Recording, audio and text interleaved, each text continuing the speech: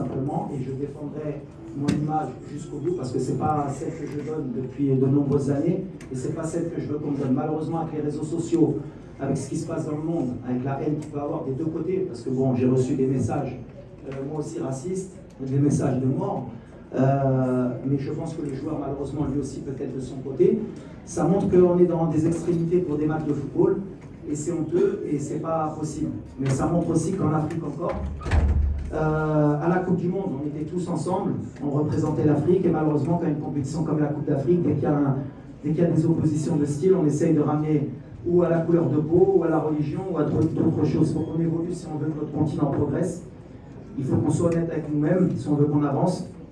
Mais vous ne tomberez jamais sur quelqu'un qui va attiser le feu.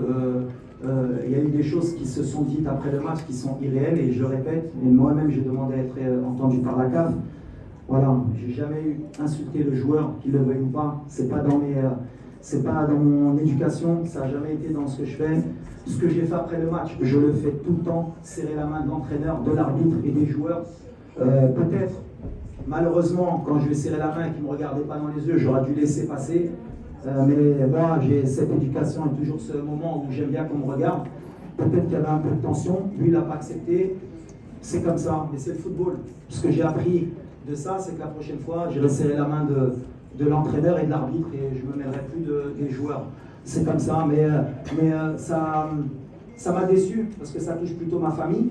Quand vous êtes quelqu'un qui combattait ce genre de choses toute votre vie, et qu'en face, c'est une parole contre une parole, et en plus le joueur, malheureusement, parce qu'il faut aussi le défendre, c'est que dans son interview, jamais il a parlé de racisme.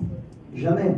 Et c'est là qu'on voit que la société, elle est malade. À partir du moment où il a dit, il a eu des mots que je ne peux pas répéter, ils sont partis tout de suite sur une couleur différente, donc il a dû dire quelque chose de raciste. Et ça s'est envenimé, que ce soit du côté congolais ou marocain. Et il y a des gens qui sont mauvais des deux côtés. Malheureusement, c'est l'être humain. Moi, je suis là pour calmer les choses. Il ne s'est rien passé de plus que d'une échauffourée d'une fin de match. Un joueur frustré, un entraîneur frustré, c'est terminé. Pour moi, place au football, on se concentre, il y a une canne, c'est une fête. C'est une des meilleures cannes peut-être de l'histoire. On continue à avancer. Mais malheureusement, je condamne les messages que peut-être il a reçus, mais je condamne aussi les miens parce que les 48 heures qu'ont passé mes proches, c'est un peu moyen.